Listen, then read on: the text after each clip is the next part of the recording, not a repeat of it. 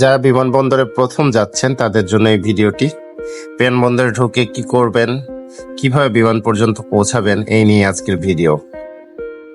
দেখতে পাচ্ছেন আমরা হযরত শাহজালাল আন্তর্জাতিক বিমানবন্দরের ডোমেস্টিক টার্মিনালে প্রবেশ করছি, যেখান থেকে অভ্যন্তরীণ ফ্লাইটগুলো গমন করে। নামার পর দেখতে পারবেন এখানে টিকিট কাটার কাউন্টার রয়েছে। আপনি আগে থেকে অনলাইনে টিকিট কেটে না আসলে এখানে টিকিট কাটতে পারবেন, এবং এখানে বেশ কিছু প্রবেশের পথ রয়েছে। সবগুলো কিন্তু আপনার জন্য নয়, সাধারণ মানুষের জন্য নয়।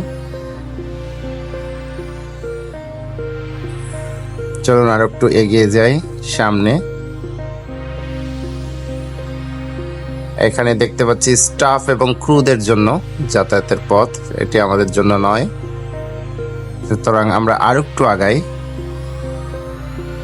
এই যে এখানে লেখা আছে ডোমেস্টিক ডিপার্চার, এই দিক দিয়ে আমরা প্রবেশ করব। এখানে আপনার টিকিটটা দেখতে চাইতে পারে, এবং ঢুকে কিন্তু আপনার ব্যাগটাই মেশিনে দিতে হবে স্ক্যান করার জন্য।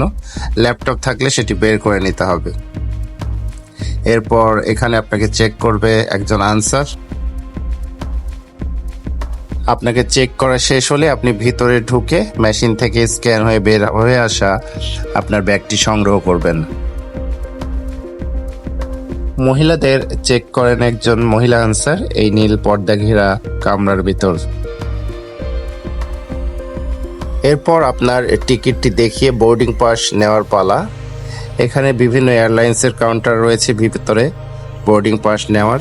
US Bangla, Novo air, air Astra, বিমান বাংলাদেশ। চলুন আমরা এগিয়ে যাই। আমার টিকিটটি ছিল বিমান বাংলাদেশের, সুতরাং আমি আরও এগিয়ে যাব। এই যে দেখতে পাচ্ছেন এয়ার অ্যাস্ট্রা, এদের কাউন্টার। এরপরে দেখতে পাচ্ছেন নভো এয়ারের কাউন্টার। আগে ছেড়ে আসলাম ইউএস বাংলার প্রথমেই, এবং এই যে সামনে কিন্তু আমরা পেয়ে গেলাম বিমান বাংলাদেশের কাউন্টার। এখানে আপনার অনলাইন টিকিট অথবা বিমানবন্দরে এসে কাটা টিকিটটি দেখিয়ে আপনি বোর্ডিং পাস সংগ্রহ করবেন। বোর্ডিং পাস পেয়ে গেছি এই যে আমার হাতে। এবার আমরা বোর্ডিং পাস নিয়ে যাব বহির্গমন লাউঞ্জের দিকে। সামনেই বাম দিকে বহির্গমন লাউঞ্জ, যেখানে ঢুকে আমরা ভিতরে বসে অপেক্ষা করব আমাদের ফ্লাইট যখন ছাড়বে। তার কিছু আগে আমাদেরকে ডেকে নেওয়া হবে এখান থেকে, এখানে ঘোষণা দেওয়া হবে। এই যে সামনেই বহির্গমন লাউঞ্জ। এখানে টিকিট দেখাতে হবে আনসারকে, তাহলে সে ঢুকতে দেবে। টিকিট ব্যতীত কেউ কিন্তু এখানে ঢুকতে পারবে না। এবং ভিতরে ঢুকে আবার আপনার মালামাল কিন্তু স্ক্যান মেশিনে দিতে হবে, ঠিক আগের মতোই। এখানে জুতাও খুলতে হবে, বেল্ট, চাবি, মোবাইল, মানি ব্যাগ, সবকিছু। এই সেই ডিপার্চার লাউঞ্জ, যেখানে আপনি আপনার ফ্লাইটের জন্য অপেক্ষা করবেন। এখানে খাবার জন্য একটি দোকান রয়েছে, টয়লেট রয়েছে।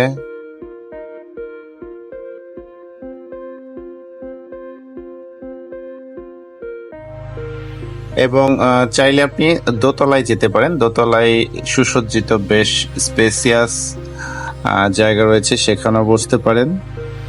আমি চলুন আপনাদেরকে দেখাই উপরে কেমন।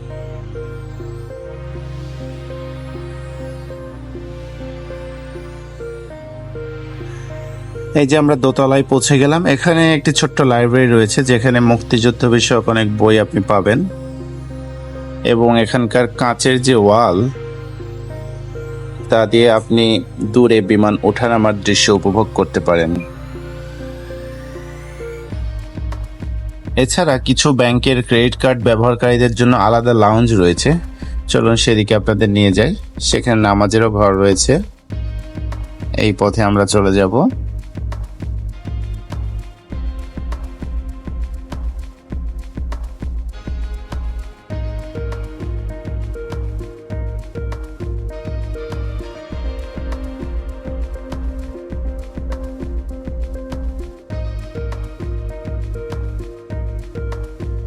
এখানে একটি বেবি কেয়ার সেন্টার আমরা দেখতে পাচ্ছি। এই যে বেবি কেয়ার সেন্টার, এবং পাশেই কিন্তু প্রেয়ার রুম অর্থাৎ নামাজের জায়গা। এটি পুরুষদের স্থান। এবং এই যে সামনে লাউঞ্জ দেখতে পাচ্ছেন ব্যাংকের ক্রেডিট কার্ড ব্যবহারকারীদের জন্য, এবং দেখতে পাচ্ছেন মহিলাদের জন্য কিন্তু আলাদা নামাজের স্থানের ব্যবস্থা রয়েছে।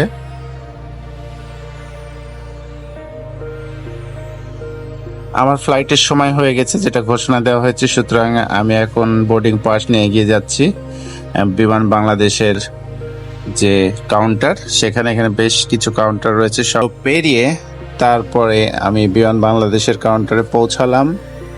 এই যে সামনে দেখতে পাচ্ছেন, এখানে টিকিট চেক করা হবে, তারপরে আমাদেরকে একটি গাড়িতে উঠিয়ে বিমানের কাছে পাঠানো হবে। সামনে গাড়ি দাঁড়িয়ে আছে, বাস।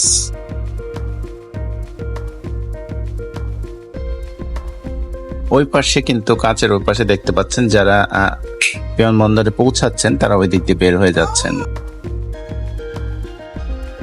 এই যে আমরা প্যাসেঞ্জার ট্রান্সফার বাসে উঠে পড়েছি। এই বাসে করে আমরা এখন যেখানে আমাদের বিমান দাঁড়িয়ে আছে সেখানে রওনা হয়েছি, কারণ কিছুটা দূরত্বে থাকে এটা ডিপার্চার লাউঞ্জ থেকে। বিমানগুলো বেশ খানিকটা দূরে, যেখানে হেঁটে যাওয়া কষ্টসাধ্য, তাই এই গাড়িতে করেই সবাইকে সেখানে পৌঁছে দেওয়া হয়। এই যে আমার কাঙ্ক্ষিত বিমান, এটি এসে পৌঁছালাম। সো এখন তাহলে প্যাসেঞ্জার বাস থেকে নেমে এই যে বিমানে উঠবো, আর কোনো ফর্মালিটি নেই। আশা করি যারা একেবারে নতুন, প্রথমবারের মতো বিমান ভ্রমণ করতে চাচ্ছেন, বিভিন্ন রকম টেনশনে ভুগছেন কি করবেন, তাদের ভিডিওটি কাজে লাগবে এবং আপনারা চ্যানেলটি সাবস্ক্রাইব করবেন। ধন্যবাদ।